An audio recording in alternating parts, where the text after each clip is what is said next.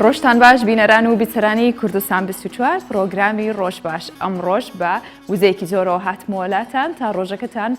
پڕوزە و خۆشی و شادی بێت بۆ هیوایم کە ڕۆژێکی باش تەندروستێکی باش بێ بۆتان ئێمە بڕگە و بابەتی جوان هەمەڕەنگ و گرنگمان بۆ ئامادەکردوون هەڵبەت پرۆگرامی ڕۆژ باش هەمیشە گرنگی دەدات بە هەموو چالاکیە کۆمەڵاتی و سیاسی و ڕۆشنبیریەکانیش بۆیە تەوەری گرنگی ئەمڕۆی ڕۆژ باش باسکردنە لەسەر ئەو چالاکیەی کە لە هەڵەبجە بەڕێوە ئاچێت و دواتر گفتوگوی زیاتری لەسەرەکەین و هەروەها تەوەرێکی دیکەمان ئەمڕۆ تایبەتە بەو کەسانەی کە بە دوای کارێکدا ئاگەڕن یاخود پێویستیان بۆیە کە هەلی کارێکی زیاتریان هەبێت ئێمە گفتوگوی زیاتر لەسەر تەوەرەکانمانەکەین بەڵام سەرەتا ئەچمە کورتەیەک لە هەواڵەکە.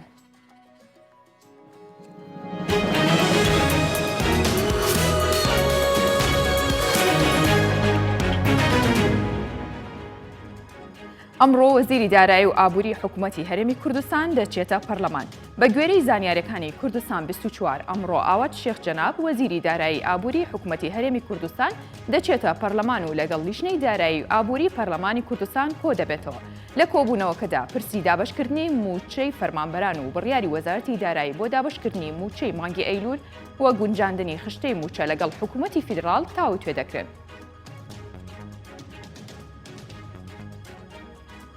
ئەمڕۆ شاندێکی وەزارەتی پێشمەرگە سەردانی بەغدا دەکات. جەباریاوەر ئەمینداری گشتی وەزارەتی پێشمەرگە ڕایدەگەێنێت. بە مەبەستی بەردەوامیدان بە کۆبوونەوەکان لەگەڵ وەزارەتی بەرگری عێراق ئەمڕۆ شاندی وەزارەتی پێشمەرگە کە پێک هاتووە لە لیژنەی باڵای هەماهەنگی سەربازی ئەمنی وەزارەتی پێشمەرگە سەردانی بەغدا دەکات. ئاماژەی بەوەش کرد گفتوگۆ لەسەر پرسی دامەزراندنی ناوەندی هەماهەنگی هاوبەشی و هێڵی هاوبەشی بەرگری و ئۆپەراسیۆنی سەربازی دژی داعش دەکرێن.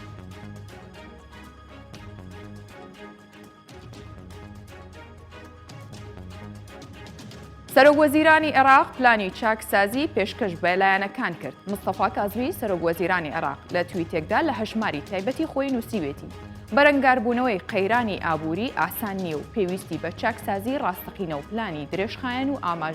پلانی درێژخایەن هەیە و ئاماژەی بۆش کردووە پلانێکی چاکسازیان پێشکەش بە لایەنە سیاسیەکان کردووە کە تێیدا چارەسەری قەیرانی درێژخایەنی بەڕێوەبردنی ئابووری و پژنەبەستن تەنیا بەداهاتی نەوت خراوەتە ڕوو.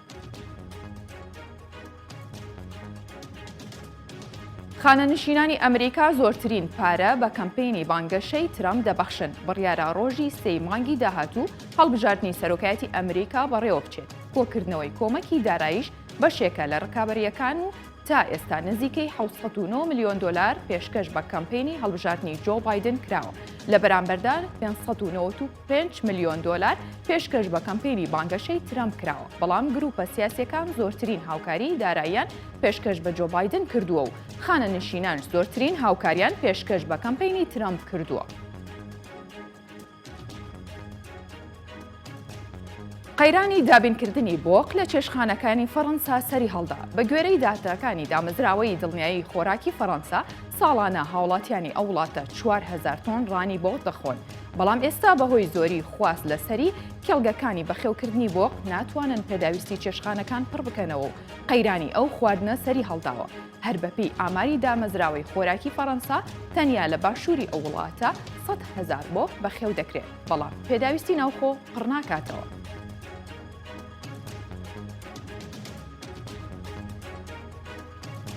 بۆخەکانی کوردستان چانسیان هەیە لە بەرەوەی هیچ کەس بیر لە خواردنیان ناکاتەوە. کورتەیەک لە هەواڵەکانم پێشکەشکردن و ئێستش ناوەڕۆکی پرۆگرام.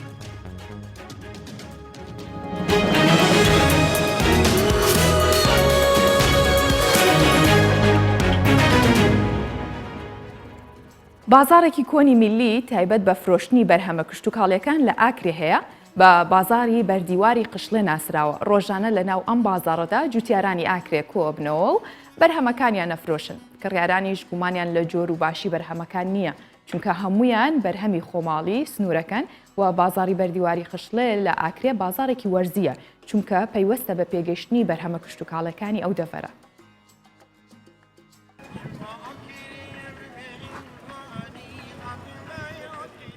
بازارك تایبەتە بفروتنا بەرهەمên خۆمالیڤەل ئاکرێ کوپێرادێ تەگوتن بازارێ بەردیوارێ قشلێ. اف بازار خودی دیروکا کونارو بر همین کدناوه ده بدست دکوه جین رزو باغن آکرینه خالت وکه خودان رزک وی باجاری 36 سالن فقین خواه ادوی بازاری داد فروشید ميجام ليرش تفروشين يعني بابو بابيرد ما ليرش تفروتي ماش امش تفروشين ان شاء الله حتى روجك عمري ما مدها لي رابين وتقريبا يهشتي وتشوريا اسقال بابي خو ليرش تفروشن حتى بيقوبش وبردومش وافتشتا وهمو خموليه يعني اجتماعي منطقيه جوتیارن کروژانه برهمن خواه دوی بازاری داد دفروشن دن دیار کرن که اف بازار بها یک باش داد فقین نوانا لورا او نابن بنا و علوان و بازارن سردم ین فروتنا فقیان هم برند لیره تشتی خود فروشی لیره چانکو سر بوجار مایا لیره قیمتت کردن بین گمر که چو قیمت نو کن کنزونی چیه برام مایا و خوز دستت ما بنجید کی اوی بازار ملی به تمامی مرکک خمالیاب خواه گرتی لورای بوی جه باوری جبوان کسان ین کد خازن فقین دوره بکرن نخواست مجبود دیاریان ام تينا ليرا تشتي تسرين ليرا كو ام بوهند تينا ليرا كو يخوموليا منطقة ما ام تينا جاي قد تشتي تسرين ام نزوني كو يكيري ام نزوني تشتي اف بازار کو اگرچه بازارک ورزیه جبر کو یک گریدایه به پیگشتنا فقین آکریوه لی خودان لوینکا باشه و دناوه ده روزانه بکرو فروشار لحف کوم دبن جبو فروتنو به دست خستنا بر همین خمالین آکری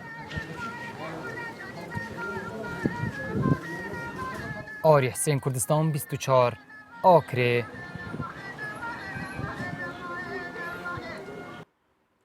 بەرهەمەکانی ئاکرێ بە تایبەت بەرهەمی خۆماڵی زۆرن بەرەکەتی تێبکەوە ئینشاءالله بۆیە بازارێکی وە هەمیشە جێی خۆشحاڵی دانیشتوانەکەی و هەموو کوردستانیشە. بەڵێ من وەکو لە سەرەتاوە ئاماژەم پێکرد کە ئەمڕۆ ئێمە گرنگیە دێین بە لایەنێکی دیارە خود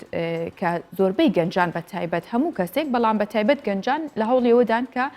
بەردەوام هەلی کاریان هەبێت و بتوانن ئەو بەهرەی هەیەیانەیە خود خۆیان دەست پێشخەریەکیان هەبێ بتوان لەو ڕێگەی و هەلی کار بدۆزنەوە بەڵام ئێمە ئەمڕۆ گفتوگۆکن لەسەر ئەو بابەتە بتوانن چۆن هەلی کار بدۆزنەوە یا خود هەندێک کاریان هەیە بە دوای ئەوەن کە کاری زیاتریان هەبێ ئێمە گفتوگوی زیاتر لەگەڵ میوانەکەمانەکەین کە ئەمڕۆ لە ستودیۆ لەگەڵمانە بێت بەڕێز میران سەفینی بەخێر هاتی کاک میران تەندروستی چۆنە باشی پێمان بڵێ کەسێک چۆن ئەتوانێت هەلی کار بدۆزێتەوە یاخود بتوانێت کارێکی تر بەدەست بهێنێت سەرەتا بەناویخوا بەیانی کوردستان باش بەیانی ئەوەی بەڕێزی باشی وادارم هەموو لە یەک دوور من لە نەخۆشی ناخۆشی دۆزینەوەی کار بە تایبەتی لە گەنجان پێشەوە هەر کەسێک بە دوای کارێکدا بگەڕێ دەبێ بزانێ ئەو کەسە چی دەوێت ینی ئامانجێک بە خۆی دیاری بکاتن چی دەزانێت پێشکەش دەکا بەر لەوەی تو داوای موچەیەکی ماگانە بکەی یان هەر کارێک هەر بزنزێک کە دەستی پێ دەکەی دەبێ بزانێت تۆ چ پێشکەش دەکەی چ دەبەخشی لە بەرامبەردا چەند وەردەگری ئەوەی کە گەنجانمان ناڕازین لە دۆزینەوەی کار بە حکمی من کە بەڕێوەبەرم لە کۆمپانیای باخشە قڵاوە ڕۆژانە دەیان سیڤیمان بۆ دێ بۆی کە گەنج داوای کار دەکات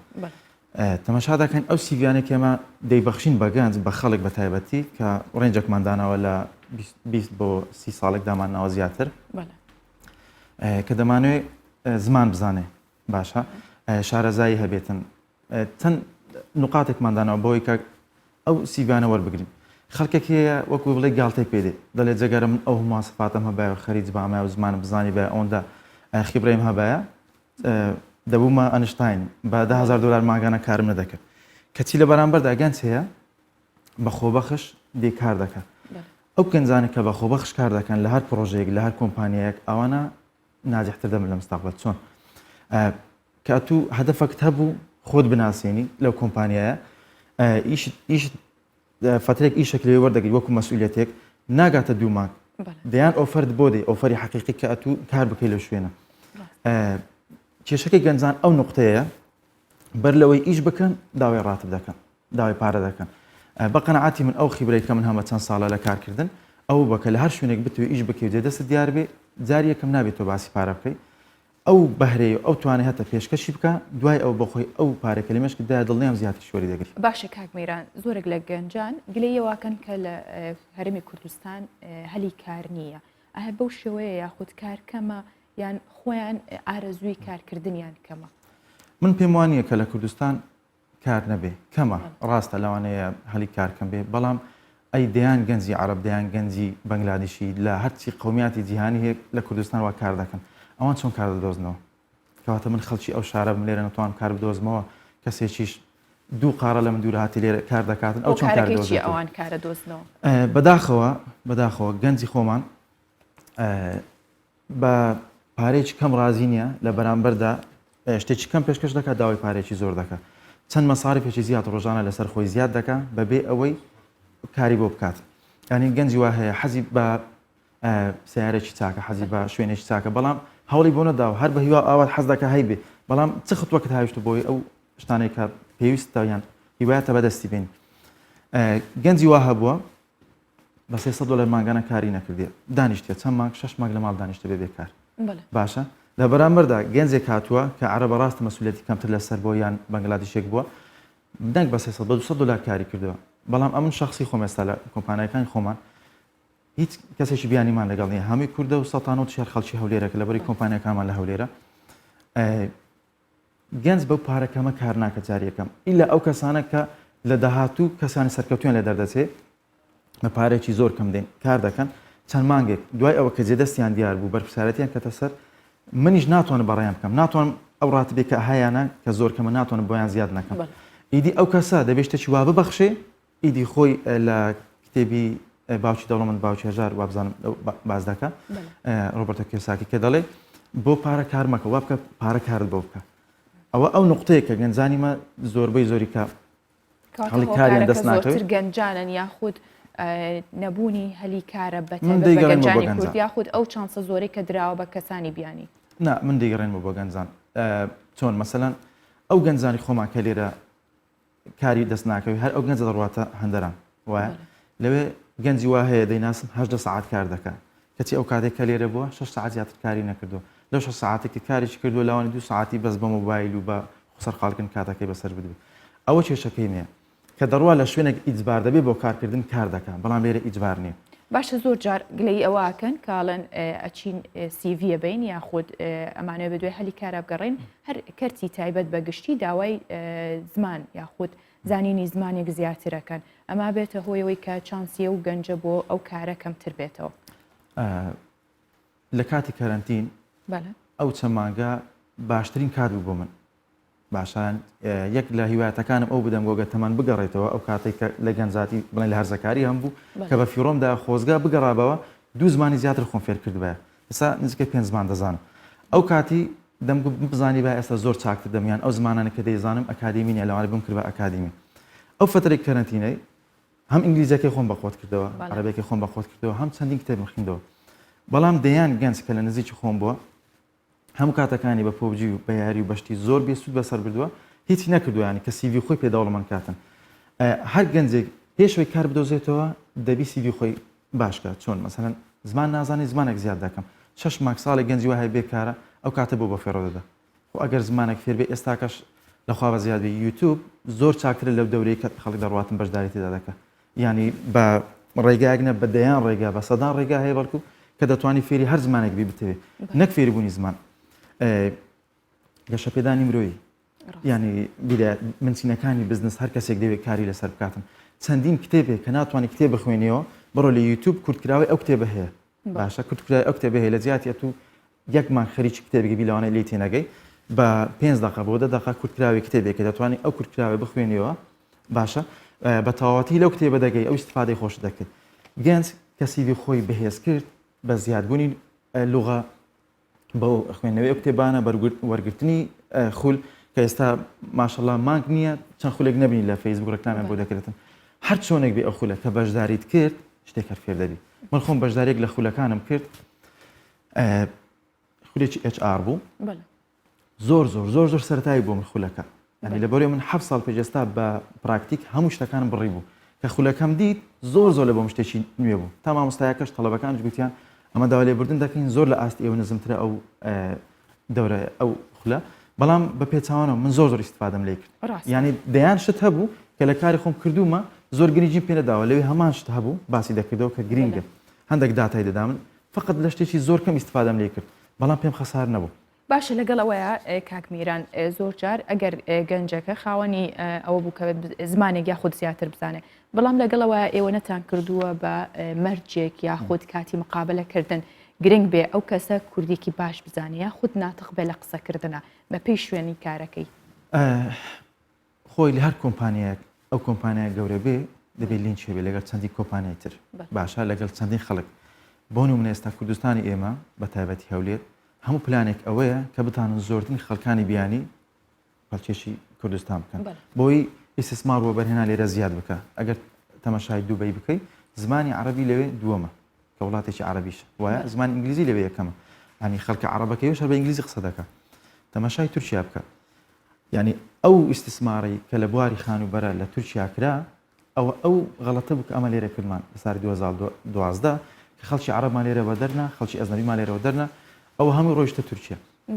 ئەگەر تۆ لێرە زمانی دووەم نەزانی زۆر زەحمەتە بتوانی داوایشتی زیاتر بکەیت ئەو کۆمپانیانێک کە بەستە نەها زمانی کوردی بەکاردێنن ئیشەکەشیان لەو کەڵێک بچووکترە ینی بچووکترینش ئیمێلێک تۆ لەگەڵ کۆمپانیایەک لەگەڵ دەستگایەک کە بەکاردێنی پێویستی بە ئینگلیزیە ئەگەر ئینگلیزی نەبێ پێویست بە عەرەبی عەرەبی نە پێویست بە تورکیە ینی شتەکە جیهانیە نەک لێرە کە لە ئەوروپاش لە ئەمریکاش سیڤێک تەقدیمی کۆمپانیایەک دەکەی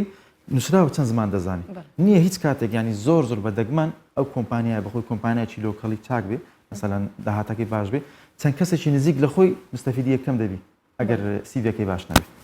باشە لە کاتێکدا گەنج هەیە کە زیاتر لە زمانێک کەزانێ و خاوەنی بڕوانامەیە بەڵام لە هەمان کاتیشا کە نەبووتە خاوەن کار یاخود هێشتا هەلی کاری نەبووە ئەمە هۆکارەکەی چییە؟ هەموو کەم و کوڕەکان ناگەڕێنەوە بۆ گەنج ڕاستە لە لایەنی حکومی بێسەروبەری زۆر زۆر هەیە لەو شتانە بەڵام ئەگەر من گەنجێک بامە کە لە دایک بامە خەڵکی سوودان بام خەڵکی وڵاتێکی ئەفریقی زۆر هەژار بام ئەو کاتی خۆ ئەگەر ئێستا ڕێزبەندی لۆ بکەی لەوانێت سەدان وڵاتی دنیا باشتر بین ئێمە کە ئێمە مادەم لە وڵاتێک لە دنیا باشتر بم کەواتە دەبی ئەمش باشتر بم لەو شارێ خۆمان لە هەولێر 50 کیلومتر بڕۆ دواوەی هەولێر دەگەی شوێنێک نە ئەمنیەتی لێیە نە ئابوووریەکەی باشە هیچی لێ نییە ئەگەر ئێستا من ماڵم لە جنوبە من خەڵکی عراق بم کەواتە لەم کاتەیە هەڵبژاردننی کاری خۆبەخشی سەرەتا ئەوەی پلانی یەکەمە بۆ گەنجان دواتر دۆزینەوەی کاری دیکە پلانی خۆبەخشی و پلانەکەش هەر کەسێک کار دەدۆزێتەوە لە دوای کاردەگەڕێ هەدەفی یەکەمی پارە نەبێت چونکە ئەگەر ئەو کەسی هەدەفی یەکەمی پارە بێت دڵنیا بە 5 ساڵ 6 ساڵیش بە داهاتێکی زۆر کەم کار دەکات ناتوانێت خۆی بەرەو پێش بە ینی مەبەستەکەی دیار بێ کە خۆی بە دیار بێ بەرپرسیارەتی وەربگری لەو شوێنە ستا من لە پێم گوتی لە بەڕێوەبەرم لە کۆمپانی باخشەخڵا بەڵام بەرپرسیارەتی زۆر گەورەمێ لە کۆمپانیەکانی گروپی لالاف کە کۆمپانیاکی زۆر گەورەی خانوبەرەیە هیچ کارمەندی ئەو کۆمپانیانی بەڵام زۆرترین بەرپرسیارەتی وێشم گرتوتە ئەستۆی خۆم لە مەبیعات لە سوۆشیال میدیا لە ئیشی ڕاگەاندنی ئەو کۆمپانیە وەی لێ هاتووە مەبتە بەشێکی گەورە بۆ من کە داهاتی ئەو کۆمپانیاش بۆ من بێ بەبێ ئەوەی هیچ کارمەندم لەوێ بەڵێ ئێستا پلانیوەتان هەیە کە 5 پەیمانگا دامەزرێن ئەوە باسی ئەومان بۆ بکەیت چۆنە پەیمانگا کە سەبارەت بە چییە؟ بەڵێ گروپی کۆمپانیەکانی لالاف کە لە هەولێر و دۆک زیاتر کار دەکات ئەو داهاتی لە خانوبەرە دێتە دەستی زیاتر هەمووی دەبەخشێتەوە بۆ نمونە نەخۆشخانێکی لە دۆک دروست کرد بۆ کۆڕۆنا نزیکەی ملیۆنێک و 800,000 دلاری لێسەرف کرد نەخۆشخانێکی کامل بوو نەک بۆ کۆڕۆنا یەکی دیکەستەوە لە هەولێر لە کۆتاییەکانی نزیکەی 3 میلیۆن دلار خەرجی باش ئەمانە ئەو شتانی کە کردویانە بەڵام ئەوەی گرنگە کێتان هێناوەکو زیادکردنی دەستی کار بە تایبەت ئەو کۆمپانیا چەندین لقی لێ دەکاتەوە ینی ئەو داهاتێکە دێتە دەستی ناڕۆ مەسەن وەکو هەندێک لە خەڵک لەشتی بێئیستیفادە و لە جوانکاری و لە باڵەخانی گەورە گەورە کۆمپانیا لە دەروی وڵات سەرفی بکە هەمووی دێنێتەوە هەر لە وڵات لەو شوێنە سەرفی دەکاتەوە کە پرۆژەی لێ هەیە ئێستا بیرۆکە کە ئەوەیە 5 پەیمانگا دروست دەکرێت وەکو ئەوەی کاتی خۆی کە وەستا ڕەجەب هەبوو هەر 5 پەیمانگایەکە پیشەیە سەیان لە هەولێرە دووشیان لە شاری دهۆکە وەکو دارتاشی ئاسنگەری چاکردنەوەی ئۆتۆمبیل ئەوە چەندین قوتابی پێدەگەنی بە پارەیەکی زۆر کەم و گونجاو ئەو قوتابیانی کە لەو پەیمانگای دەردەچن پراکتیکی لەناو پرۆژەکانی مە کار دەکەن بۆ ماوەیەش دوای ئەوە کە دەرچوون بڕۆنامەش وەردەگرن دڵنیام ینی بڕۆنە هەر کۆمپانیایەک هەر شوێنێک کار بکەن ئەوانە دەبنە کەسی یەکەم ئێوە خۆتان لای خۆتان چانسی کارکردنیان پێێنەوە بە دڵنیایەوە ئێستا ئەو دڵنیاوە ینی ئەستا و قسەی دەکەم ئەو دەستی کاری کە لە دەرەوە بۆمان دێ زۆر کاری زیاتری و بە پارێکی کەمتر و بەبێ کێشەتر کار دەکەن خەڵکی خۆمان کارکرێکی وانەیە بۆ شێوەی کە مەسەن حەقی ئیشەکەی بداتن بۆی ئەتوو مەجبور دەبیتی لە دەرەوە دەستی کار بین بەڵام ئەو پەیمانگایە ئەمە خەڵکەکە تەنها فێرە کار ناکەن فێرە نەوعەتی بزنسیشیان دەکەن فێرەوە دەکەن کە ئەو کەسایەتێ دروست بێ چۆن کار بکات چۆن خەڵک پەروەردە بکات وەکو تەحتیبوونی هەموو وڵاتان هەیتی پێستامە نیمانە بەدڵنیاییەوە بۆ ساڵی داهاتوو بۆ ناگاتە 2 ساڵی دیکە ئەوە دەست پێ دەکات ئەو پرۆژەیە و ئیشی بۆ کراوە دڵنیام کە ڕێژەیەکی زۆر لە گەنجان لی سوودمەند دەبن ئیشاڵە پێویستمان بۆ نامێت لە دەرەوە دەستی کار بینێ ئینشاءالله زۆر سپاس بۆ بەڕێستان کاری میران سەفینی کە ئەو خاوەن کار لەگەڵمان بووی زۆر سپاس بۆ بەڕێستان بە هیوای کاری باشتر بەڵێ یەکەمین دیداری تایربەگی جاف لە هەڵەبجە بەڕێوەچوو ئەم دیدارە 2 ڕۆژ بەردەوامە بێت و بەڕەچاوکردنی سەرجەم ڕێنمایە تەندروستیەکان و خۆپارێزیەکان دیدارەکە پێک دێت لە خوێندنەوەی شاعری شاعیر و گۆرانی و لێکۆڵینەوە لەسەر بابەتە شعریەکانی و ژیانی شاعیر تاهیربەگی جاف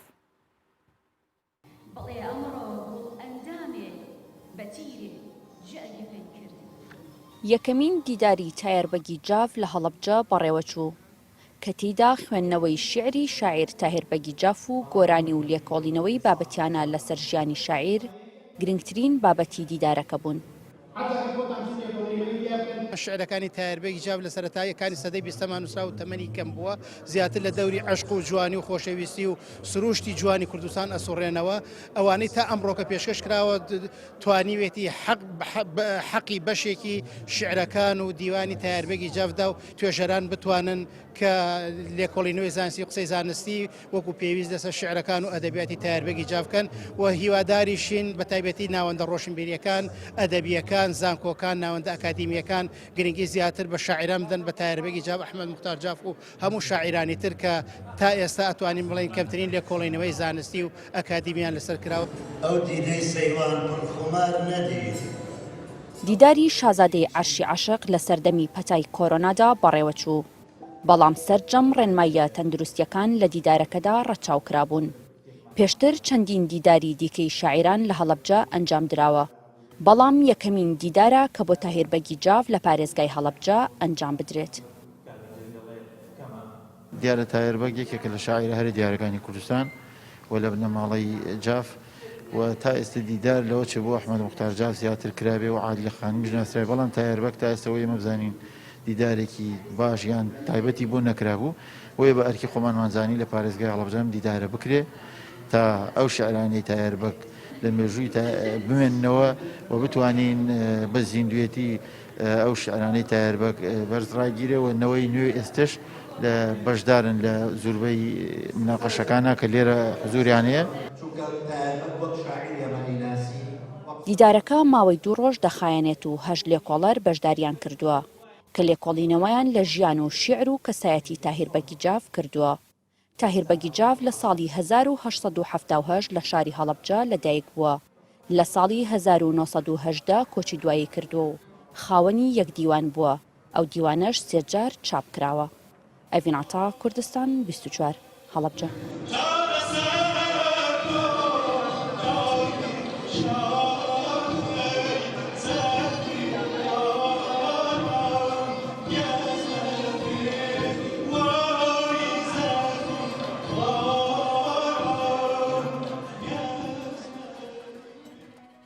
هەر تایبەت بەو دیدارە ئێمە ئەمڕۆ گفتوگۆی زیاترەکەین لەسەری بە ئامادەبوونی میوانەکەمان کە لە دیداری شاعری گەورەی کورد تاهیربەگی جاف لە هەڵەبجە بوو و دیدارەکە 2 ڕۆژ بەردەوامە بێت دوێنێ بوو لەگەڵ ئەم ڕۆژدا ئەمڕۆ کارەکانی کۆتاییەت بۆیە بەڕێز پەروێز نیازی کە وەک بەڕێوەبەری گشتی ڕۆشنبیری و هونەری هەڵەبجە لەگەڵمانە بێ ڕاستەوخۆ لە هەڵەبجەوە سڵاو لەبێ بەڕێز پەروێز تەندروستیتان چۆنە بە هیوای ڕۆژێکی باش پێم وا بێت چەند کاژمێرێکی دیکە دووەم ڕۆژی دیدارەکە دەست پێکات ئامانجتان چی بوو لە سازدانی ئەم دیدارە؟ زۆر سپاس بۆ ئێوەی بەڕێز سپاس بۆ سەرجەمبینەرانی کەناڵ 24 دیارە دیداری تایەربەگی جاف وەک جەناب ئاماژت پێکرد لە راپۆرتەکەدا دوێنێ دەستی پێکرد و ئەمڕۆژ بەردەوام دەبێت ئێمە ئامانجمان لە دیداری تایەربەگ لە هەڵاوجاوە بوو کە ئەم دیدارە دەبوو چەند مانگێک پێش ئێستا ئەم دیدارە ساز بکرایە بەڵام بەوەی بڵاوبوونەوەی پەتای کۆرۆنا نەتوانرا و دیدارە ساز بکرێ و پاشخرا بۆ ئێستا و ئامانجیشمان بۆ ئەم دیدارە کە سەرجەم لێکۆڵەران لە پارێزگاکانی تری کوردستان بەشداریان هەیە و حزوریانی و میوانانی نووسەران و ڕۆشنبیران لە پارێزگاکانی کوردستان لێرە حزوریان هەیە بۆ ئەو مناقەشە و بۆ ئەو توێژینەوانەی کە لێرە لەسەر ژیانی و شیعرەکانی تایەربەگی جاف هەیە و تایەربەگی جاف پێشتر ئێمە خۆمان بە قەرزاری ئەو شاعیرە زانی بەڕاستی شتێکی ئەو شێوەی بۆ نەکرابوو کە شایانی گەورەی و ناوی ئەو شاعیرە بێت بۆیە بە ئەرکی خۆمان مانزانی لە ئێستادا و لەم کاتەدا دیداری تایەربەگی جاف لە هەڵاوجە ساز بکرێ و ئێستش دیدارەکەم ڕۆژ بەردەوامی هەیە و نزیکەی نۆ لێکۆڵەر لێرە بەشداریان هەیە بۆ چۆنێتی قسەکردن لەسەر ژیانی تایەربەگ و شیعرەکانی تایەربەگ و کاریگەریان لە کاتی خۆی و بۆ ئێستشدا. بەڵێ کاک پەروێز ئەو کەسانەی کە ئامادە بوون تەنها شاعیرانن یاخود نووسەران یاخود ڕووناکبیرانن کێ دیکە ئامادە بووە و لەکوێوە هاتوون بە تایبەت لە شارەکانی دیکەی هەرێمی کوردستانەوە هاتوون یان تەنها لە ناو هەرێمی کوردستانن؟ بەڵێ دیارە لەبەر ئەم پەتای کۆرۆنا ئێمە میوانانی ڕۆژهەڵاتی کوردستانیشمان هەبوو تەنانەت یەکێک لە لێکۆڵەرەکان هی یەکێ لە نووسەرە دیارەکانی ڕۆژهەڵاتی کوردستانە کە مامۆستا حەمەڕەشید ئەمینی بوو بەڵام بەوەی پەتای کۆرۆنا و بەڕێز زیانباری تەندروستیان تەواو نەبوو نەتوانرا لێرە بێت تەنها ئەتوانم بڵێم لە ئێستادا میوانانی پارێزگاکانی هەرێمی کوردستان لێرە بوون و لە لێکۆڵینەوەکانیشا بەشداریان هەیە و وەکو یەکێتی نووسەرانی پارێزگاکانیش هەمویان لێرە حەزوریان هەیە و نوێنەریان هەیە و سەرجەم نووسەران و ڕۆشنبیران لە زۆر ئەتوان بڵێم زۆرترین کەس بەشدار بوو لەم دیداردا ئەوەی تا ئێستا هەیە و ئەوەشی کە ماوەستا چاوەڕێکرد. بەڵێ کاک پەروێز ئامانجتانە تەنها لێکۆڵینەوە لەسەر شاعرەکانی شاعیر بکەن یاخود لە دیدارەکەدا لێکۆڵینەوە لەسەر هەر بابەتێکی دیکەی ئەدەبی تایبەت بە و شاعیرە یاخود نووسەرانی دیکە شەکرێت؟ لەم دیدارەدا ینی دیدارەکە تایبەتە بە تایەربەگی جاف توانم بڵم لێکۆڵینەوەکان زیاتر لەسەر ژیانی تایەربەگ و شیعرەکانی تایەربەگن و کاریگەری شیعرەکانی تایەربەگ لە کاتی خۆیدا و ئێمە هەر لەم دیدارشدا تەنها وەکو افتتاحێک وێنەی 15 شاعری سنووری هەڵاوجە و شارەزور و هەورامان ئەو شاعیرانەی کە لە ساڵانی پێشودا خزمەتێکی بەرچاویان لەم سنوورەدا و بەگشتی لە کوردستان کردووە وێنێ پێشنگایەکی شێوەکاریمان بۆ ئەو شاعیرانش کردەوە و گرنگ تەنها کارکردن لەسەر قسەکردن لەسەر ژیانی تایەربەگ و شیعرەکانی تایەربەگە چووکە دیدارەکە تایبەتە بە تایەربەگ. بەڵێ کەواتە ئێوە گفتوگۆ لەسەر دیوە شعریەکەشیەکەن بە تایبەت تایەربەگی جافکە زۆرێک لە شارەکانی لە ڕووی نیشتیمان پەروەریەوە بووە و خۆشەویستێکی زۆری بۆ کوردستان هەبووە ئێوە چۆن باسیەوەتان کرد بە تایبەت دوێنێکە یەکەم ڕۆژی دیدارەکە بوو؟ بەڵێ ئێمە ئەوەی پەیوەستە بە ژیانی تایەربەگ و شیعرەکانی تایەربەگ لێکۆڵەرەکان زیاتر قسەیان لەسەر کردووە ئێمە ئامانجمان کارەکە بووە کە لە هەڵەبجەدا ئەم کارە بکرێەوە بەردەوام لە هەڵەبجەشا بتوانین دیدار بۆ سەرجەم نووسەران و ڕووناکبیرانی کوردستان بەگشتی لە هەڵەبجەدا ساز بکرێ و بینەرێکی زۆری هەیە هەڵەبجە بە تایبەت بۆ جۆرە دیدارانە توانە بڵێم لە هەموو شوێنەکانی ترە و بینەرەی کە لە دیدار و لە کۆڕ و فیزیڤالەکانی هەڵەبجەدا لە کاری هونەری ڕۆشنبیری ئاکرێ ئامادەبوونێکی زۆر هەیە خۆشەویستێکی زۆر بواری ئەدەب و هونەر هەیە. ئەو لێکۆڵەرانە ئەوەی تا ئێستا دوێنێ 4 کەسیان تەواو بوو ئەمڕۆژ ئەوانی کە ماون زیاتر باسی لە شیعرەکانی تایەربەگەکان و ژیانی تایەربەگ و لە ئێستادا ئەو کتێبانی ئەو کتێبی کە چاپ کراوە بزە ئەوەی ئێمە ئاگاداربین 3 جار کتێبی چاپ کراوە و ئێمەش ئەو لێکۆڵینەوانەی کە دوێنێ و ئەمڕۆژ پێشکەشەکرێن لەم دیدارەدا لە دوتوێ کتێبێکە بەسەر نووسەرانە بڵاو کراوەتە لە دیدارەکەدا. زۆر باشە دەستان خۆش بێ بەڵام گەر پێمان بڵێ تا چەند باسیەوەت کرد کە چالاکیەکان زۆرن لە هەڵەبجە تا چەند گرنگە گرنگیدان بۆ ئەو شاعیرە کلاسیکانە یاخود ئەو بابەتە کلاسیکانی کە لە ڕابردوودا هەبووە و ڕنگدانەوەیان لەسەر ئەو چالاکیانەی ئێستا ئەمە بەلاتانەوە گرنگ بوو بۆیە ئەم دیدارەتان ساز کرد؟ بڵێ شاعیرە کلاسیکان لە هەڵەبجاوک جەناب داماژت پێدا دیارە تایربەکی جاوێک کە لەوانە و هەرە و پێشانگای ئێمە کردومانەوە هی ئەو شاعیرانە بوو کە لە هەڵەبجە و شارە زور و هەورامان نمونەیان تایربەگ ئەحمەد موختار نالی وەلی دێوانە حلمی ئەوانە و هەموو ئەو 15 شاعیری کە ئێمە پێشانکەمان کردو ئەوە بوو و هەڵەبجە خۆی بۆ خۆی بە شاری شاعیران و شاری نووسەران ناسراوە شاری شاعیرانی ژێمامانوێ ئەو ناوەی بە زیندوێتی بۆ هەڵەبجە بمێنێتەوە هەوڵ ئەدەین دیدار بۆ شاعیرەکانی نەک تەنها سنووری هەڵەبجە و شارە زور و هەورامان بۆ سەرجەم شاعیرانی کوردستان بەعام ئەوانەی ڕۆژێ خزمەتیان بەم نیشتیمانە و بەرەو پێشبردننی بواری ئەدەبی لە کوردستان ناکردووە ئێمە دیدار و هەر کارێک کە پێویست بێ بۆیان ئەنجام دەدەین و هەوڵ ئەدەین لە ئایندەیەکی نزیکدا دیداری یەکێتر لەو شاعیرانەی کە ئێستا پێشانگاکەمان کردوێتەوە یەکێتر لەو شاعیرانەی کە کاری بۆ نەکرابیان کەمترین ئاوڕی لێ درابێتەوە لە شیعرەکانیان لە ژیانی یەکێ دیدارێتر بۆ یەکێ لەو شاعیرانەش ساز بکەین. کەواتە پێتان وایە لە ڕوانگەی ئەم دیدارەوە ئەتوانن پلانی دیداری دیکەتان هەبێ لەسەر شاعیرانی دیکە؟ بەڵێ بەتەکید ئێمە دیدار پێشووتریش هەر هەمان بۆی ساڵی پاریش دیداری گۆرانمان ساز کرد و پێشتریش دیداری ئەحمەد موختارمان هەبوو و ئێستێژەوە دیداری تایربەگە هەوڵەدەین کاک پەروێز ئەگەر مەبەستمەوەیە ئەمە ببێتە زنجیرە دیدارێک بە دوای یەکدا و کاتێکی بۆ دیاریکەن لە داهاتووە. بەڵێ بەڵێ بەتاکید زۆر ڕاست. بەڵێ پلانی دیکەی کارەکان بەرنمەیان بودان و بەتەسەسول بەڵێ. کەواتە پلانی دیکەتان چییە بە تایبەت وەکو لایەن ڕۆشنبیری ئەو شارە جگە لەو دیدارانە چی چالاکێکی دیکە هەیە؟ بەڵێ ئێمە چالاکی تریش ئێستا دوای ئەم چالاکیە چالاکیێکی ترمان هەیە کەویش مۆسیقای سەرشەقامە یعنی چۆن کاری شانۆی سەرشەقام ئەکرێت ئێستا لە نزیکترین کاتاک لەگەڵ گروپێکی میوزیک قسەمان کردووە کە کار بۆ بکرێ مۆسیقان لە ناو هۆڵەکانان نەبێ ینی بتوانین ئەویش بەرینە سەر شەقام و کوشانۆ لە ناو سنووری پارێزگای هەڵەبجە لە شارۆچکەی خوڕماڵ و لە هەورامان و لە ناو سنتەری هەڵەبجە گروپێکی میوزیکی گەڕۆک لە سەرشەقام و کوشانۆی سەرشەقام و میوزیکی سەرشەقامەوەش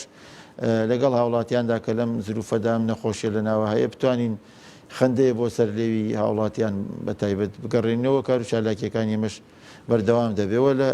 دروستکردنی پەیکەر بۆ شاعیران و ڕووناکبیرانیش بەردەوامین هەوڵەدەین بتوانین لە ئایندەیەکی نزیکدا هەر یەکێ لە کەسە شاعیر و هەرە کەسە دیارەکانی بواری شانۆ و شیعر لە پارێزگای هەڵەبجە 2 ڕۆژەمە پێشتر وەفاتی کرد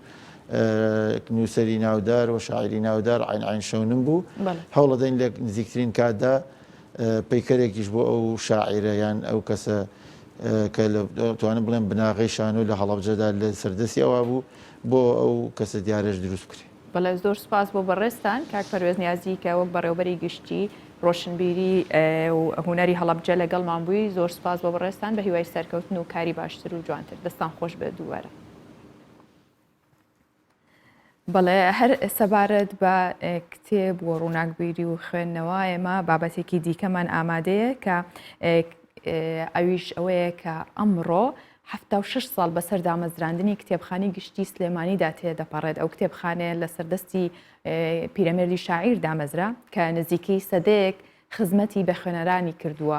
لە ناو کتێبخانی گشتی بەشی زمانی کوردی ئەوە لە هەمان کادا چەندین بەشی تایبەت بە زمانە بیانیەکانیشی تایە جگەلەوە چەندین هۆڵی تایبەت بە سیمینار و شاعیرانی تیادایە کە چەندین سیمینار یاخود بابەتی هوەری و چالاکی هوەری تێدا پێشکەشەکرێت جگە لە بەشێکی تایبەت بە منداڵانیش هەیە لە کتێبخانەی گشتی. مام عومەر کتێبخانەی گشتی کردوتە سەرچاوەیەک بۆ دەستکەوتنی زانیاری لەسەر ئەو لێکۆڵینەوانەی لەبارەی مێژووی کورد ئەنجامی دەدات. ئامۆژگاریشی بۆنەوەی ئێستا ئەوەیە کتێبخانە بکەنە ماڵی دووهەمی خۆیان. من لە 2012 هەمووشە ئێراکەم هاتوچۆکەم ئیتر کتێبە بم و خوێنمەوە ئێنمەوە ئیتر ئاوا لە 2012 تا ئێستا ئەمە بەحسێکی بنووسم لەسەر شارە زوور. وەڵام من حەزەکەم هەموو گەنجی بێتە ئێرە لێرە لەم کتێبێت کتێبخانەی وا دەست ناکەوێت. ئەو کتێبانی لێرە هەیە لە دەرەوە هەر دەست ناکەوێت شتی وا نییە. حەزەکەم هەموو گەنجە بێ لێرە خاستم لێرە دانیشەوە خۆی خوێنێتەوە وەختی خۆی لێرە سەر بکە. وەختی خۆی بە فیڕۆ نالە دەرەوە لە چاخانە و باڕوشتیوە. ئێرە جێگەی عیلم و سەقافەتە. لە ناو کتێبخانەی گشتی بەشی زمانی کوردی و عەرەبی و فارسی هەیە لەگەڵ زمانە بیانیەکاندا. بەشێکیش تایبەت کراوە بە کەسانی خاوەن پێداویستی تایبەت. جگالەوەی بەرهەمی منداڵان بە بەشێکی گرنگی کتێبخانەکە دادەنرێت. لە 79 ساڵەی دامەزراندنی ئەم کتێبخانەیەشدا چەندین چالاکی تایبەت بە بڵاوکردنەوەی کولتوری خوێندنەوە لە ناو گەنجاندا ئەنجام دەدرێت. ئەم ساڵ بەوەی ئەم بارودۆخە تەندروستی کە هەرێمی کوردستانی گرتوتەوە و جیانیشی گرتوتەوە نتوانراوەکو پێویستە جەموعاتی گەورە ئەنجام بدەین. ئێستا سەرقاڵی ئامادەکردنی ئەوەین کە پرۆژێک لە مانگی یانزار جێبەجێ بکەن کە هیچ پرۆژەی هاندان بۆ بە کللتورکردنی خوێندنەوە ڕێی ئەنجامدانی پێشبڕکێیەک لە ناو کتێبخانەی گشتی سلێمانی بۆ خوێندنەوە بۆ گەنجان و ئەو کەسانی کە بەشداری ئەەکەن هەمویان خەڵاتی بڵین بڕۆنامەی ڕێزناو وەرەگرن زایدەن سەرکەوتوەکان خەڵاتی مادی وەرەگرن. هەڵبەتە ئێمە لە کاتی ئەو ماوانەی مانگی 4 و 3 و پێش و تریش کە کەرەنتینە هەبوو کە دامەزراوەکان داخرابوون کە کەس نێتوانانی سەردەستی بگا بە سەرچاوەی کتێب و کاتێکی فەراقی دەست بەتاڵی زۆر هەبوو ئێمە توانیمان 550 کتێب و زیاتریش بە دیاری بنێرین بۆ شوێنی کەرەنتینەکان بۆی کە لایەن بێت کە ئەوان ناتوانن بگەنە کتێبخانە ئێمە دە کتێبخانە و کتێبمان بردە خزمەتیان. کتێبخانەی گشتی سلێمانی لەسەر دەستی شاعیری کورد پیرەمێرد لە ساڵی 1944 دامەزراوە.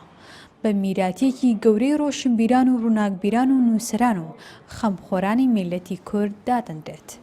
ڕۆژانەش سەدان خوێنەر بۆ خوێندنەوە و دەستکەوتنی ئەو سەرچاوانەی پێویستیان پێێتی سەردانی کتێبخانەی گشتی دەکەن. دالیا کەمال کوردستان 24 سلێمانی. ئەو گەنجینە گەورەیە یاخود ئەو گەنجینە پڕ لە سەروەت و سامانەی کە لە شاری ڕۆشنبیریدا هەیە بێگومان لانەی پێگەیشتنی چەندان شاعیر و نووسەریش بووە. کەسێک نەبووە کە بە سلێمانیا تێپەڕێت و سەردانی کتێبخانەی گشتی نەکردبێ بۆیە بە هیوای پارێزراوی و بەردەوامی و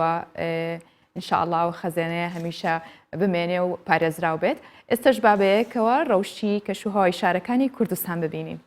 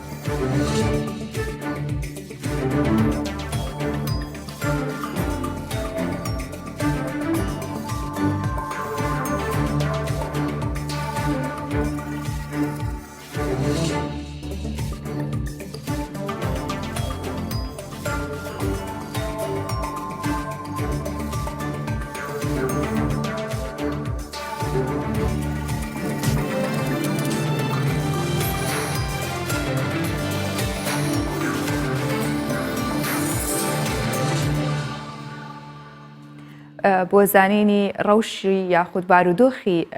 هەر شار و شارۆچکەیەکی هەرێمی کوردستان یاخود کوردستان ئێمە پشتەبەستین بە هاوکارانمان پەیامنێرانمان لەوێەوە بۆ ئەم ڕۆژ هێرۆ مەولودیمان لەگەڵە بێ لە هەولێر کە هەرچەندە بەیانی بینیمی هێرۆ کە وتێ ئەچمە شوێنێکی تر و پێشنەوتم بەڵام دڵنیام لەوەی کە هەمیشە تۆ کاری جوانەکەی و شوێنی جوان و بابەتی سەرنجڕاکێشمان بۆ دۆزیتەوە ئێستا پێم بڵێ لەکوێی چیت ئامادە کردووە؟ زۆر سپاس دەکەم ئەو کاتە و سەرجەم کاتەکانتان باش و بەیانیتان باش هاوکاران ێزدز و کوردستانیانی بەڕێز بێگومان ئێستا لە ناو هەولێرین بەڵام شوێنێکی دیکەی شاری هەولێر و بابەتێکی دیکە لە ناو شاری هەولێرە بێگومان ڕۆژانە شتی جوان دەبینین لە ناو هەولێردا جات بابەتی پیشەیی بێ بابەتی ڕفتاری بێ یاخود بڵین هەندێک خواردن کە تایبەتە لە بەیانیان لە ڕابردوودا بەحسی خواردنمان لە باشووری کوردستان وە لە ڕۆژهەڵاتی کوردستان کە بە تایبەتی خواردنی بەیانیان وە سوودەکانی ئەم جۆرە خواردنە لە بەیانیان ئەوڕۆ باسی خواردنی باکووری کوردستانەکەین بە تایبەتی لە دیاربەکر و شارەکانی دیکەی باکووری کوردستان کە لە شاری هەولێردا ئەم جۆرە خواردنانە بێگومان دەست دەکەوێت لە بەشێک لە ڕێستۆرانەکانی کە تایبەتن بە باکووری کوردستان کاکێکمەت دەڵێت 10 ساڵەکە لە باشووری کوردستان و لە شاری هەولێرە خەڵکی شاری دیاربەکرە کە لێرەیە ڕۆژ باش کاکێکمەت ئەس 10 ساڵ کوردستانەمە ئەو نانە بەیانێ هەموو ئەشەکانژ تورکاتینن ئەمە سەرا قەشار پەنێریە ئەو هەمی کی دەرێ بەهی باکووری کوردستان هی باژارەوان و وان و دیاربەکرێ بەێ مەسەلا ئەو مەرابە ماڵێ چێ دەکەن ئەگەر ناوی وانجی بۆمە بێژی بۆ بینەرین کوردستان 24 بێژی کە ئەو ناوی وان چییە و چاوایە ئەو مەسە قەشار پەنێریە لە قارسێ چێ دەکەن دشێنن دیاربەکرێمتنن ئەو وانێ پەنیرێ وانەیە ئۆتلی پەنیر دەبێژن ئەو پەنیرێ دیاربەکری ئۆرکلی پەنیرە ئۆرگی دەبێژن ئەو پەنیرێ زمانە دیل پەنیری تورکی دەبێژن دیل پەنیری ئەو ماستێ دیاربەکرێ ئەو جوزە مرابێ جوزە مرابێ جوزە ئەنگەکەیە ئەو قەلیل دیاربەکرێ چێ دەکەن قەلیە بزنێ گۆشتێ بزنێ سوجۆکە چەمەنە ئەو زایتەکان مەسەلا ئەشیەکە هەمیش دیاربەکرێتێنن ئەم زۆر زەحمەت دەکشین وەختامتێنن ئەو هەمی لە دیاربەکر هەمی دیاربەکرێتێنن هەمی تو تشێکی لێرە ناکرن ئەو بەحسی پەنیر دەکەیت چەند جۆر پەنیر هەیە لە دیاربەکرێ ئەو چ فەرقەنە لەگە پەنیرێ باشووری یا پەنیرێن باژەری ئەوانە پەنیرێ گوندانە یعنی شیرێ ئەستی چێ دەکەن کۆمپانیا مەسەلا هەمی شیرێ ئەوکە چ دەبێژن تۆزە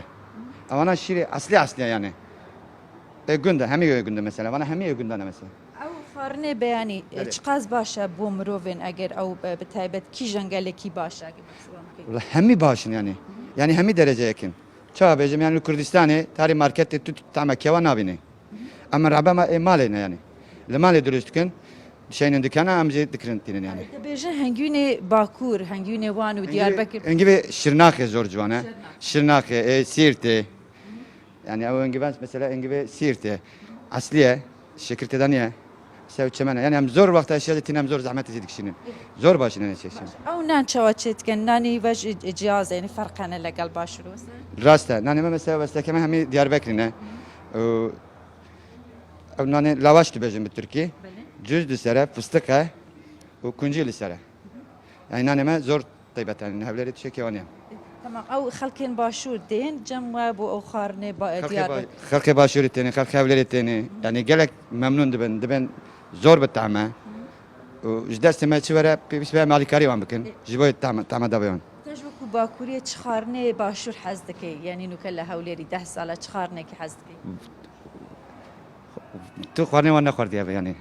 yanî çikî zamanê min ye dernekem derve. Beyanî temêlêre heta saat me tame qepat kirin yanî. خۆش کاکێکمەت هاژە ئەم جۆرە خواردنانە کە باسی کرد بێگومان لە هەر شارێک جۆری خواردنەکان یا بڵێ مەسەن بۆ نمونە پەنیر ماست یاخود مرەبە یاخود هەنجوین دەست دەکەوێت بەڵام ڕەنگە جیاوازی لە شێوازی دروستکردنەکەیدا بێ بۆ نمونە کە باسی پەنیر دەکات ڕەنگە لە ڕۆژهەڵات بە جۆرە دروست دەکرێت لە باشوور بە جۆرە دروست دەکرێت و ئەو کەرستانەیە خۆ بڵێ ئەو گیانەی کە تێدەکەن جیاوازی بکات یا خۆ بڵێ نانەکە هەر ئەو نانەیە بەڵام ئەو گۆڕانکارانی کە تێدا دەکەن مەسەن بۆ نمونە ڕەشکەی یا فستقە ئەیکەن بەسەریەوە ئەمە جیاوازی دروست دەکات لە جۆری نانەکان بەگشتی باسی کرد کە ئەمە خواردنەکانی باکووری کوردستانە کە گرنگی پێدەدەن بە تایبەتی لە باکووری کوردستان نانی بەیانیان ئەوەندەی من ئاگادار بم بەلایەنەوە گرینگە سفرەخوانێکی جوان دەڕازنەوە بە تایبەتی بۆ نانی بەیانیش خەڵک بانکێش دەکەن بۆ ماڵەوە بۆ ئەوەی کە بە باشترین جۆری خواردن و خواردنە کولتوری و کوردەوارەکان یاخۆ بڵێ ئەو خواردنانی کە لە ناوچەکەدا بخۆیان بەدەستی خۆیان دروستەکەن پێشوازی لە میوانەکانیان دەکەین بێگومان ڕۆژێکی خۆشیش بم خواردنەوە بەهێز و تەندروستێکی باش دەست پێ دەکەن. بێگومان هێرۆجا پێم بڵێ خواردنی بەیانی کام پارچی کوردستان خۆش نییە بە تایبەت تۆی ڕۆژهەڵاتە پیشانداین باشوورەوە خۆمان نەزانین و باکووریشمان بینی ڕۆژێکیژی ڕۆژ ئاوا بدۆزەرەوە بزانین خواردنی بەیانیانی ئەوانیش چۆنە بێگومان ئەوێش هەر بە چێژە و خۆشە بە هیوای تەندروستێکی باش بۆ هەمووان و نانێکی بەیانی خۆشیش بخۆهێرەوە. بەڵێ هەر لە ناوچە کوردستانیەکانە مێنینەوە کە دەوڵەمەندن لە هەموو ڕوویەکەوە زۆر جار باسیەوە کرێت کە زۆر گرنگی بە هەموو شارەکانی کوردستانە دەین یاخود زۆر باسیەکەین بەڵام بێگومان جێگەی سەرنجن هەڵبەت هەڵی ئەگرێت لەبەرەوەی کە جگە لە ڕووی خواردنەوە لە ڕووی کۆمەڵایەتیەوە لە ڕووی هەموو ئەو عادەت و تەقالیدانەی کە هەیەە تایبەتمەندی خۆی هەیە ئێستش هەر لە بابەتێکە هەیە کە ئەویش لە دیاربەکرا هەر لە نانی دیاربەکرا بووین لێ دوور ناکەینەوە باس لەواکن کە لە ناوچەی سووری دیاربەکر سیستمێکی گەرمی دۆزرایەوە کە تەمەنی 18 سەدەیە تەمەنێکی زۆری هەیە کە مێژوەکەی بۆ 1800 ساڵ ئەگەڕێتەوە ئێستا لەلایەن تیمێکی شارەوانی کاری کنە و پشکنینی بۆ کرێ بزانن چۆنە و چۆن بەکار هاتووە و وردەکاری و زانیاری تەواوی لەبارەیەوە ئەخرێتە ڕوو کە لە 2 ساڵی ڕابردووش چەند شوێنەوارێکی میتانیەکان و عەباسی و ئەمەوی و سەلجوقیەکانیش لەو ناوچەیە دۆزراونەتەوە با بێکۆ ببینیم زینم ئامێرە گەرمێ چۆن بووە لەو سەردەمانەدا و چی بۆ کراوە. سیستەمێکی گەرمی لە ناوچەی سووری دیاربەکر دۆزرایەوە. سیستەمەکە هێڵکی گواستنەوەی ئاو دابەشکردنی گەرمیە و مێژوەکەی بۆ 1800 ساڵ لەمەوبەر دەگەڕێتەوە. ئێستا لەلایەن تیمێکی شارەزاواکاری کۆڵنکاری و پشکنینی بۆ دەکرێت و چەندین جۆگە و ڕێڕەوی سیستەمەکە دۆزرانەتەوە. سیستەمێکی گەرمیمان لە ناو یەکێک لە ڕێڕەوی تۆنێلەکاندا دۆزیەوە کە مێژوەکەی بۆ سەردەمی ڕۆمانیەکان دەگەڕێتەوە. سیستەمەکە بە شێوەیەکی تایبەت گەرمی لە ناو قەڵاکەدا دابەش کردووە و بە کۆنترین سیستەمی گەرمی دادەنرێت. جگە لە دۆزینەوەی سیستەمی گەرمی پێشتر لە ساڵی 2008ەوە ژمارەیەک ڕێڕە و تونێڵ کە لە چیرۆکە ئەفسانەیەکاندا باسکراون لە دیاربەکر دۆزرانەتەوە و هەروەها لە ساڵی 2019 دیوەخانی دەسەڵاتدارانی ئەو سەردەما لە ناو قەڵاکەدا دۆزرانەتەوە. شوێنەواری ئامید هۆیوک دەکەوێتە ناوچەی سووری دیاربەکری باکووری کوردستان. چەندین شارستانی دێرینی وەک میتانیەکان، فارس، ڕۆم، ئەمەوی، عەباسی و سەلجوقیەکان و چەندانی دیکە لەو ناوچەیە فەرمانڕەوایان کردو و ساڵانەش کۆشک و قەڵاو کەرستەکانیان دەدۆزرێتەوە. ئەبێ بەشتان ناکەین لە سوودی میوەیەک یا خواردنێک بە تایبەت بۆ ڕۆژەکەتان کە ئێستاش وەرزی پێگەیشتنی هەنارە بۆیە باسی سوودەکانی توێکڵی هەنارتان بۆکەین. هەنار بە چەندین ڤیتامین و پێکاتی خۆراکی دەوڵەمەندە بەڵام دەنگی هەنار چەندین سوودی هەیە لەگەڵەوەشە بە هەمان شێوە توێکڵەکەشی ئەکرێت بە چەند شێوەیەک سوودی لێوەربگیرێت و لەمە دوا فڕی نەدەین ئەکرێت بۆ ئەم مەبەستانە بەکار بهێنرێت کە توێکڵی هەنار پێست شێدارە کاتەوە توانی توێکڵی هەنار لەگەڵ ماست تێکەڵ بکەیت و بۆ ماوەی 10 خولەک لە ڕوخسارتی بیت و کات پێست شێدار بێت و پێست لە شێرپەنجە و تیشکی خۆر ئەپارێزێت و توێکڵی هەنار لەگەڵ زەیتی لاڤێندەر تێکەڵ بکەیت لە پێستی بدەیت ئەبیتە خاوەن پێستێکی بریقەدار و جوان و چارەسەری زیبکە ئاکات و جگەلەوە توێکڵی هەنار لەگەڵ ئاوی گوڵ تێکەڵ بکە بۆ ماوەی 20 خولەک لە ڕوخسارتی بدە جگەلەوە دژە پیریە هاڕاوی توێکڵی هەنار لەگەڵ ئاڤۆگادۆ و زەیتی زەیتون تێکەڵ بکە و بیدا لە ڕوخسار و پاشان بە ئاوی شلەتێن بیشۆ. هەروەها